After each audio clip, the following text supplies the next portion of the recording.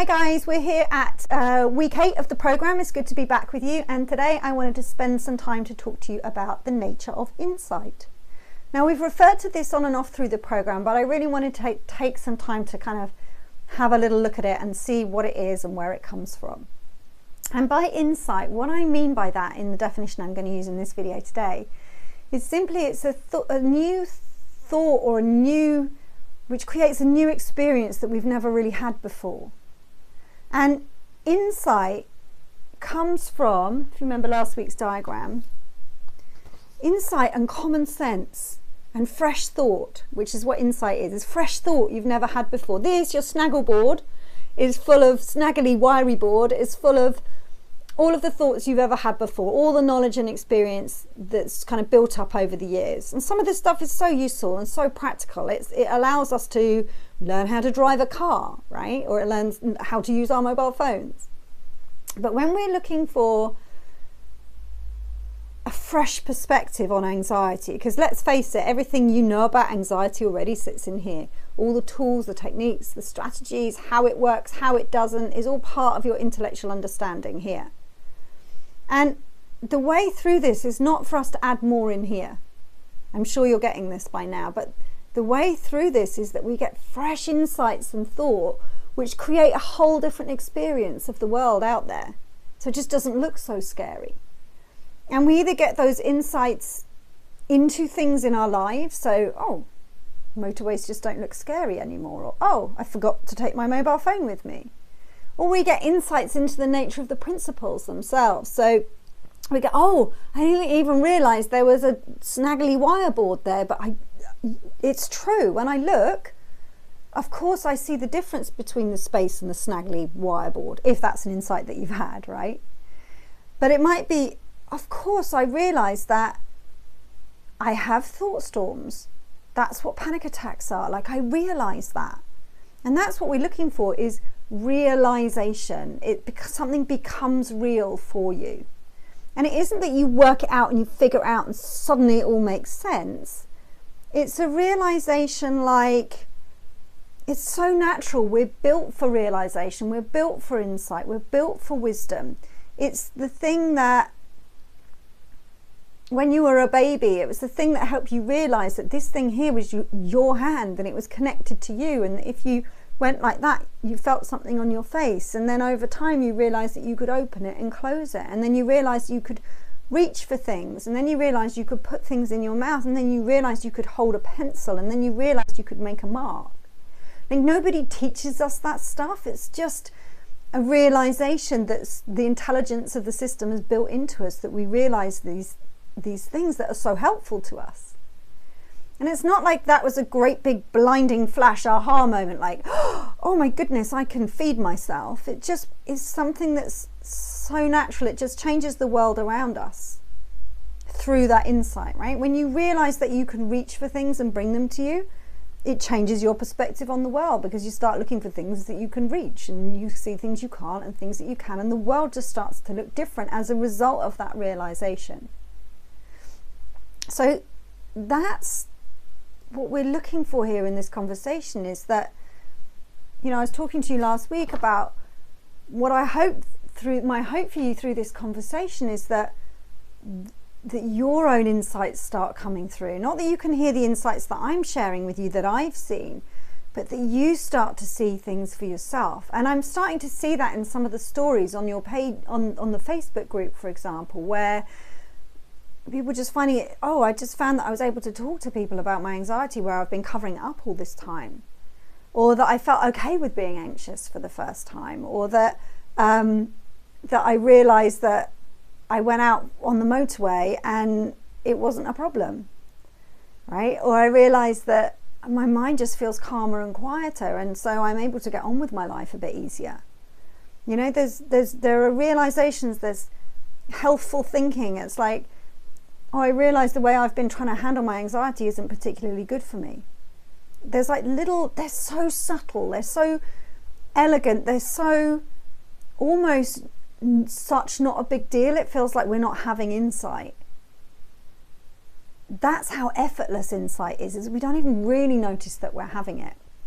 But what you'll notice is that you'll step out into the world and things will just look different. You'll scroll back through the Facebook group. In fact, this would be a useful exercise. It's like scroll back through the Facebook group to the very first post, if you shared in there, about where you were 8 weeks ago when you started the program. And if you just look back at that, sometimes you look at it and you see, gosh, that just doesn't look as real to me now as it did before. Right? I notice I don't do this anymore. I notice I do that instead. And so that's what I wanted to share with you and encourage you this week, is if you're looking for the big bang, oh my God, I see it so differently, thought creates feeling, oh my God, my anxiety's gone, you're probably going to be disappointed. But if you're aware that insight and effortless moving forward can be that subtle that you will not really be noticing it at all. It's just the insight fairies do their thing without you noticing. And then life starts to look different. It kind of takes the pressure off looking for the next insight, right? So I used to have this thing where I'd read the next book and the next video because the answer's going to be in there. It's like looking for the magic bullet. Like, I know there's something I need to see, but what is it? And that kind of intensity of seeking can fall away because you know it's being taken care of in the back office, right? It's like we have this back office. You don't have to worry about what's going on in the back office. We kind of fumble around in the front office trying to make everything right and understand the videos and look for the next video and find the magic bullet and how do I do this and how do I do that. But actually back here it's all being taken care of really subtly. Okay? And the more that we're in this conversation and the more that we become aware that this exists, what happens is not that we start going here for answers, but it's just that we stop going here for answers. We start to see insight comes from here. It's not in here. So we stop fumbling around in here trying to do the rewiring so much and stop seeking so much and trying to make it on us that we need to sort this out, that we need to understand the principles. And we can relax because if it's not here, there's nothing we can do. And to allow that to fall away gives more space for insight to come through.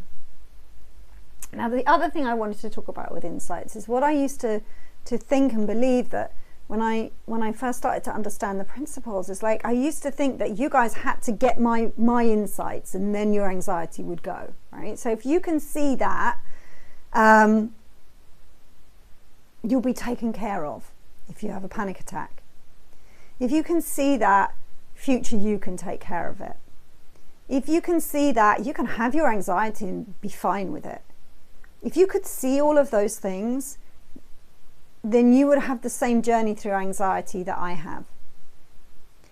And what I've started to see that's far more true than that is this conversation wakes you up so you produce your own insights that are helpful to you. You don't have to see my insights.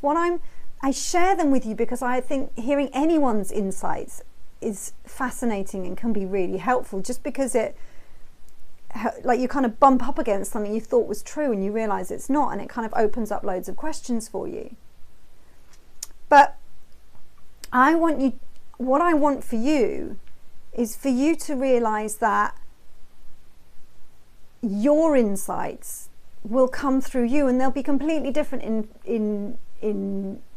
in form than mine, right? They'll come to you through the experience of thought quite often, or sometimes just unconsciously, but they will be tailor-made and built for you. So what I'm encouraging you to look for is your own insights, to listen to mine and let them do whatever they're going to do if they're going to shift anything for you. But you're going to have your own custom-made ones that are so beautifully yours at the time that they're going to. Timing is something that's really, people get really frustrated with.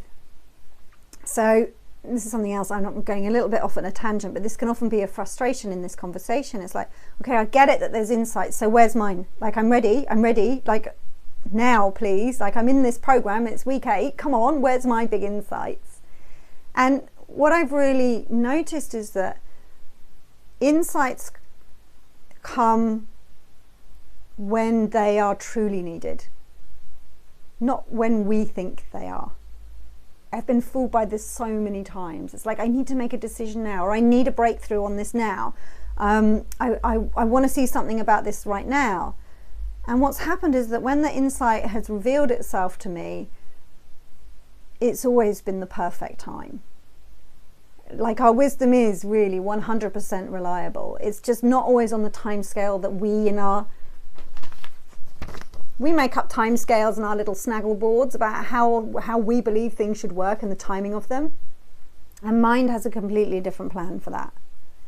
So some people will have insights where their anxiety drops away in a heartbeat, and some of us it will take longer. And the sooner you can relax with that, the less desperate the seeking becomes, which just drives you back in here. Like, if you can relax and know it might never go away, but that's fine.